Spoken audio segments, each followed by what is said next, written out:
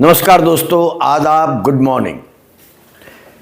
Bharatiya Janata party और विशेषकर प्रधानमंत्री नरेंद्र मोदी और गृह मंत्री अमित शाह से नाराज रहने वाले भारत के लोग, जो भी लोग नरेंद्र मोदी जी और अमित शाह जी से नाराज हैं, जिनको लगता है कि जब से वे सत्ता में आए हैं तब से लोकतंत्र दरक रहा है, ऐसे सभी लोगों के लिए इन दिनों पश्चिम बंगाल की मुख्यमंत्री ममता बनर्जी हीरोइन बन चुकी हैं।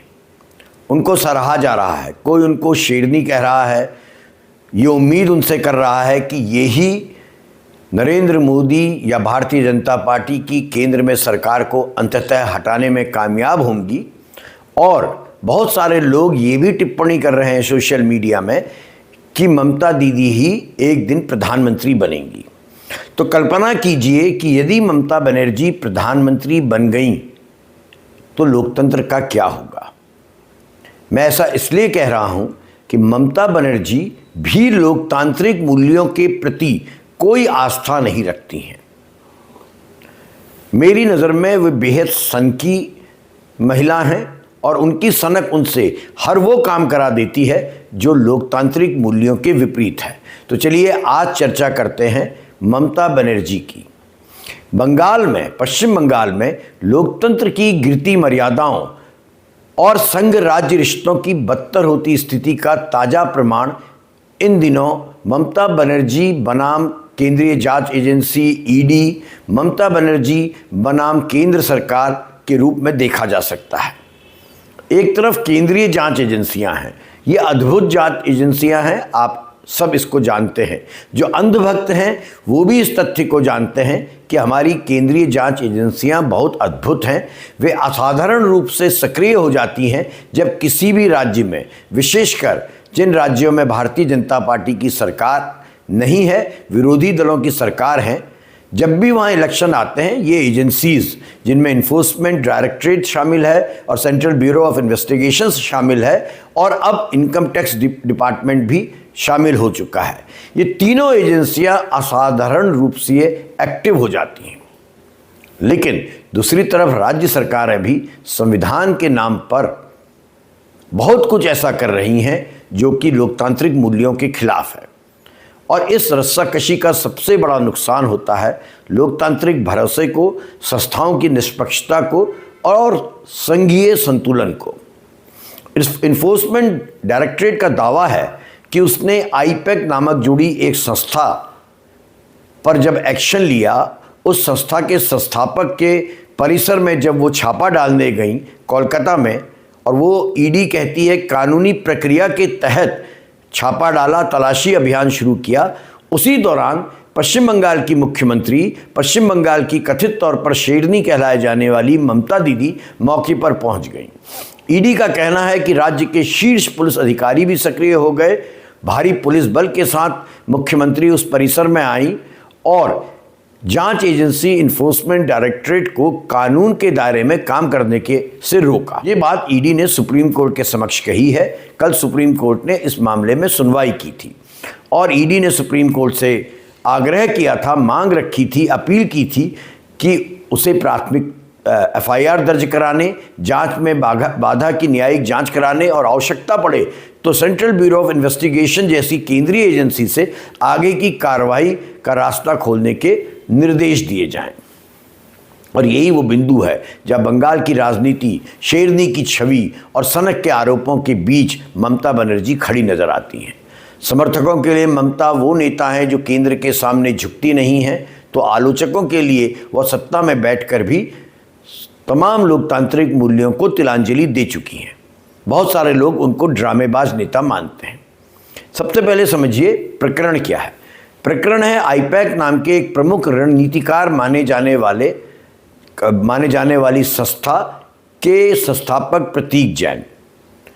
ये बहुत ही इंपॉर्टेंट नाम है, प्रतीक जैन। ये आईपैक के जो मूल संस्थापक हैं प्रशांत किशोर, उनके बेहद करीबी रहे हैं। आईपैक नाम का संगठन लंबे समय तक देश के कई दलों के लिए चुनावी रणनीति गढ़ने के कारण चर्चा में रहा है। पहले भारतीय जनता पार्टी के करीबी थे प्रशांत किशोर, इन दिनों विपक्षी दलों के साथ मिलकर जहां भी चुनाव होते हैं वहां इनकी कंपनी काम करती है। तृणमूल कांग्रेस इस मामले को आईपैक में जो ईडी ने छापा मारा उससे कानूनी जांच नहीं मान रही है। तृणमूल कांग्रेस का कहना है या उसका नैरेटिव है कि चुनाव से ठीक पहले एक पॉलिटिकल काम करने वाली संस्था पर कार्रवाई तृणमूल कांग्रेस की चुनावी तैयारियों पर डाका डालना है। दूसरी तरफ भारतीय जनता पार्टी इसमें भ्रष्टाचार देखते हुए ममता बनर्जी को कोस रही है। 15 जनवरी यानी कल सुप्रीम कोर्ट में इस मामले की सुनवाई हुई और विवाद सियासत की सड़क से उतरकर संविधान की चौखट पर आ खड़ा हुआ। अदालत ने कल संकेत दिए कि यदि किसी प्रदेश की पुलिस या सरकार केंद्रीय एजेंसी की वैधानिक जांच में बाधा डालती है तो यह कानून के शासन के लिए खतरनाक प्रवृत्ति है। और मैं मानता हूं सुप्रीम कोर्ट की टिप्पणी बेहद जरूरी समय पर आई है और बिल्कुल सही है। सुप्रीम कोर्ट ने इस प्रकरण से जुड़े संदर्भ में ईडी अधिकारियों के खिलाफ जो ममता दीदी की पुलिस ने एफआईआर दर्ज की थी उस पर रोक लगा दी है और ममता बनर्जी, पश्चिम बंगाल सरकार तथा पश्चिम बंगाल सरकार के कई शीर्ष अधिकारियों को नोटिस भी जारी कर जवाब मांगा है। अदालत ने साफ किया है कि पूरे विवाद का केंद्र अब इस प्रश्न पर टिक गया है कि क्या राज्य ने केंद्रीय जांच एजेंसी के अधिकारों में अतिक्रमण किया और यदि किया तो इसका क्या संवैधानिक उपचार होना चाहिए, जैसे भविष्य में इस प्रकार की घटनाएं ना हो। ममता बनर्जी लेकिन इन आरोपों को झूठ बता रही हैं। ममता बनर्जी का दावा है कि इन्फोर्समेंट डायरेक्टरेट का मकसद टीएमसी का चुनावी डाटा चुराना था और जब ये छापा चल रहा था और वहाँ भारी पुलिस बल के साथ पहुँची और ऐसा बताया जाता है कि बहुत सारे डॉक्यूमेंट्स और इलेक्ट्रॉनिक डाटा लेकर बाहर निकल आई, उसके बाद इस घटना के बाद ममता बनर्जी ने एक बयान जारी किया जिसमें उन्होंने कहा कि जो कथित कोयला घोटाले की जांच ईडी कर रही है और उसी जांच से जुड़े मामले में कथित तौर पर ईडी ने प्रतीक जैन के यहाँ छापा मारा, उसके तार दरअसल भाजपा से जुड़े हैं।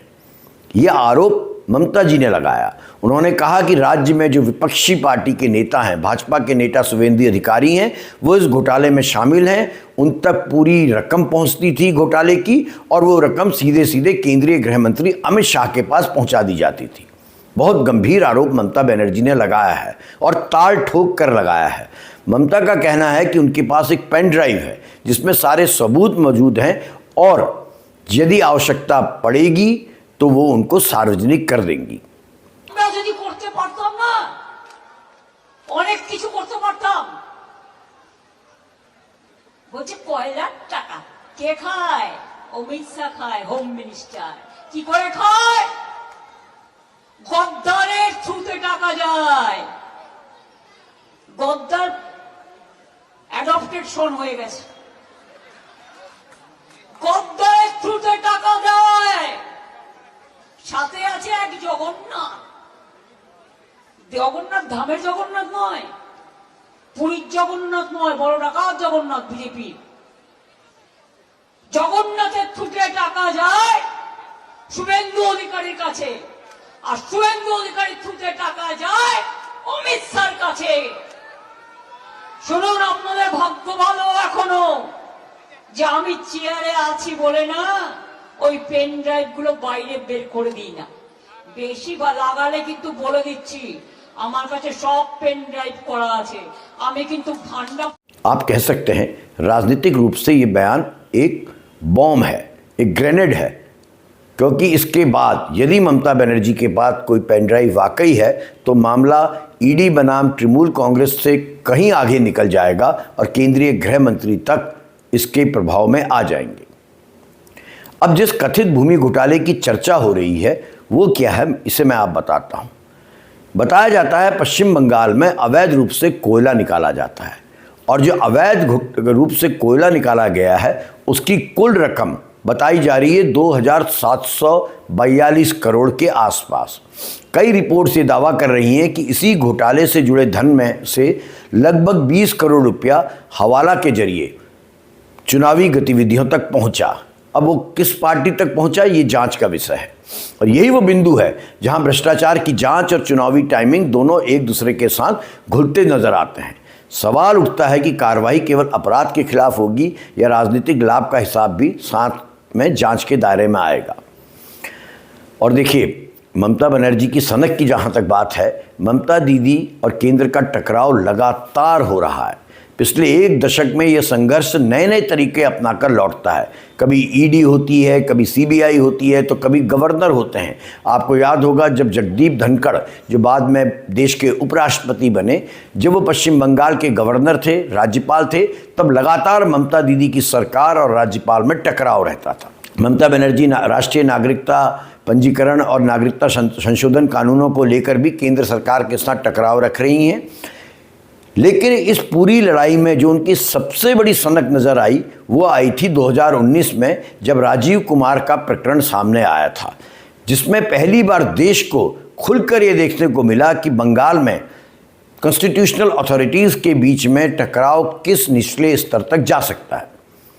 2019 में सीबीआई राजीव कुमार, जो उस समय के पुलिस आयुक्त कोलकाता थे, उनके पास पूछताछ करने के लिए पहुंच गई थी। राजीव कुमार के बारे में कहा जाता है, आईपीएस ऑफिसर हैं, कि इनका रिश्ता पश्चिम बंगाल के कुख्यात शारदा स्कैम और रोज वैली फाउंडेशन चिटफंड घोटाले से है। इन मामलों की जांच पहले पश्चिम बंगाल की एक विशेष जांच टीम एसआईटी कर रही थी और राजीव कुमार उस टीम की एक प्रभावशाली भूमिका में थे। लेकिन बाद में सुप्रीम कोर्ट के आदेश पर इस मामले की जांच का एक हिस्सा सीबीआई के पास आ गया। सीबीआई को आशंका यह थी कि एसआईटी के दौर में कुछ महत्वपूर्ण इलेक्ट्रॉनिक दस्तावेज सबूत गायब कर दिए गए और इस गायब करने के पीछे राजीव कुमार थे, ऐसा सीबीआई का मानना था। 3 जनवरी 2019 की शाम सीबीआई की टीम राजीव कुमार के आवास पर पूछताछ करने के लिए गई थी। तब वो कोलकाता के पुलिस कमिश्नर थे। लेकिन जैसे ही पुलिस वहां पहुंची, कोलकाता पुलिस ने सीबीआई अधिकारियों को अंदर जाने से, कमिश्नर से मिलने से रोक दिया। और उसके बाद तो जो तकरार हुआ वो पूरे देश में चर्चा का विषय बना। किसी भी मुख्यमंत्री से जो अपेक्षा कतई नहीं की जा सकती, आप वो अपेक्षा ममता दीदी से कर सकते हैं।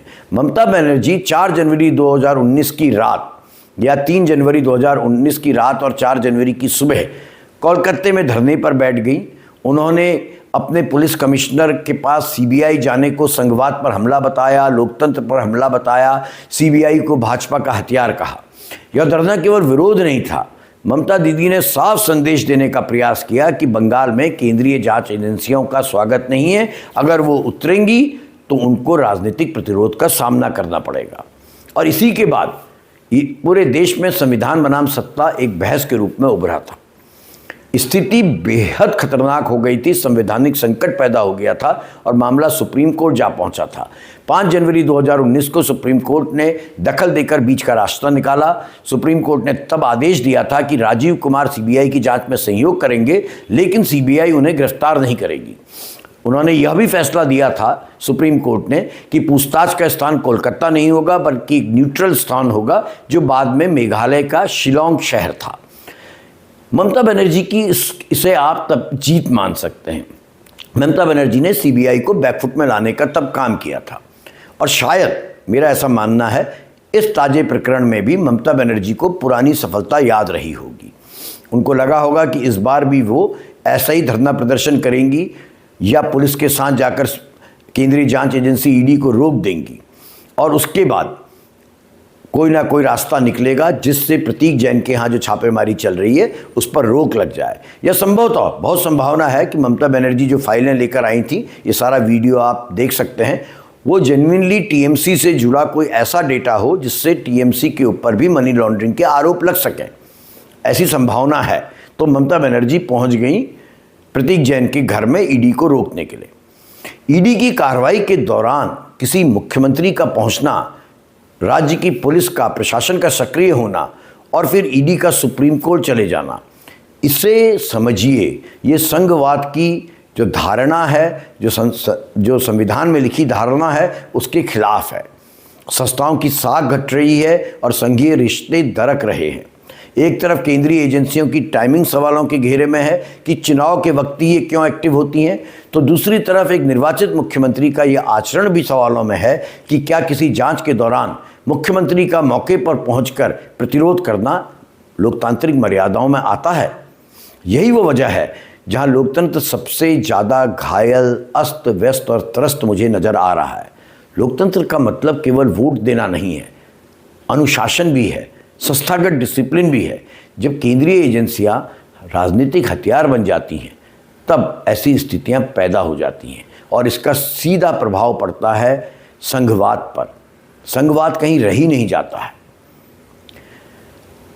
ममता बनर्जी कुल मिलाकर अपने समर्थकों के लिए शेरनी है, लेकिन उनके शासन व्यवहार और हर संकट में टकराव वाली प्रवृत्ति यह भी दिखाती है कि उनकी राजनीति में कई बार निर्णय कम सनक ज़्यादा नजर आती है। ईडी के छापे के दौरान मुख्यमंत्री का पहुंचना, केंद्र पर हमला करना, गृह मंत्री पर घोटाले की रकम पहुंचने जैसा दावा करना, ये सब कोई एक मुख्यमंत्री की भाषा नहीं है। संवैधानिक तौर पर चुने गए मुख्यमंत्री की भाषा नहीं है, ये चुनावी जंग की भाषा है।